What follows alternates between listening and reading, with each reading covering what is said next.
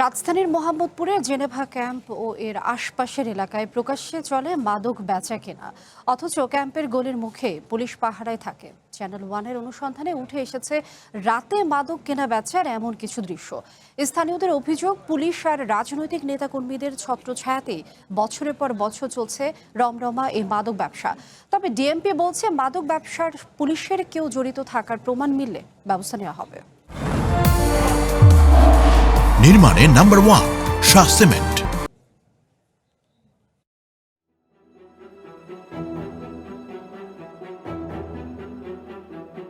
পুলিশের গাড়ি সামনে, ভয় লাগে না?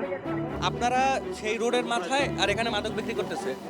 বৃহস্পতিবার রাত 2টা, মোহাম্মদপুরের হুমায়ুন রোড, গলির মুখে পুলিশের গাড়ি, আর ভেতরে রাস্তার উপরই প্রকাশ্যে বিক্রি হচ্ছে ইয়াবা। ক্রেতা সেজে তাদের সামনে যাবার পরই মিলে যায় চাহিদা মতো ইয়াবা। 3টা 700 টাকা।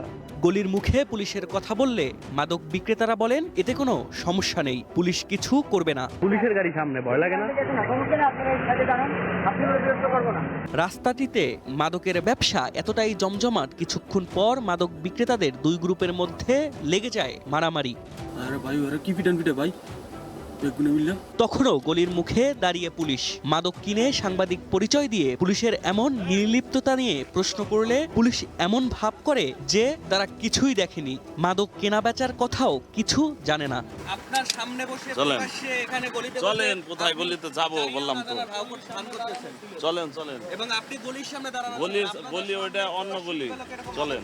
মাদক বিক্রেতাদের ধরার কথা বলে গাড়িতে উঠে দ্রুত ওই এলাকা থেকে সরে পড়ে টহলরত পুলিশের দল। মাদক ধরতে গিয়ে যদি আপনারাই পালাই যান তাইলে হবে?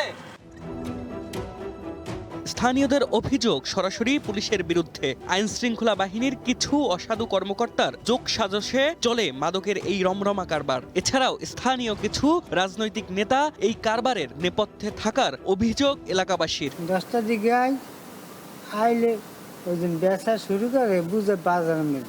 পুলিশের আমরা ফোন দিই, ফোন দিলে মনে করেন 1 ঘন্টা 2 ঘন্টায় কোনো খবর থাকে না।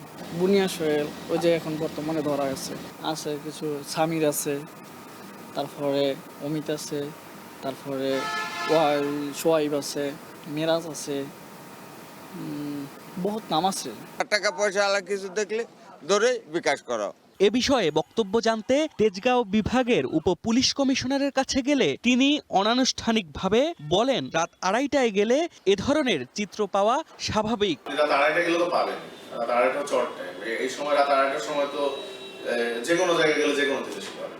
তবে আনুষ্ঠানিক বক্তব্যে বলেন, মাদক নিয়ন্ত্রণে ধারাবাহিকভাবে কাজ চলছে, পুলিশের কেউ জড়িত থাকার প্রমাণ পেলে ব্যবস্থা নেওয়া হবে। পুলিশ সদস্যদের ডিপ্লয়েড করা হয় ওখানে, সন্দেহভাজন যারা থাকবে তাদেরকে ফিজিক্যাল চেকিং করবে এবং মাদক আছে কিনা এটি দেখার জন্য, এবং প্রকাশ্যে মাদক বিক্রি হচ্ছে কিনা এটি দেখার জন্য এবং সেটিকে প্রিভেন্ট করার জন্য। তো আমার কাছে মনে হয় যে আপনি যে তথ্যটি দিলেন, এই তথ্যের আমরা অবশ্যই তদন্ত করে দেখব, যে এরকম যদি কোনো বিষয় থাকে আমরা অবশ্যই সেই পুলিশের বিরুদ্ধে অ্যাকশন নেব। অভ্যুত্থানের পর থেকে গত 2 বছরের সবচেয়ে আলোচনায় থাকা মোহাম্মদপুরে বেশ কিছু সাঁড়াশি অভিযান পরিচালনা করা হয়েছে মাদকের বিরুদ্ধে। অনেক মাদক কারবারিও গ্রেপ্তার হয়েছে, কিন্তু তারপরও পরিস্থিতির উন্নতি হচ্ছে না। শিফাতুল্লাহ, ওয়ান নিউজ, ঢাকা।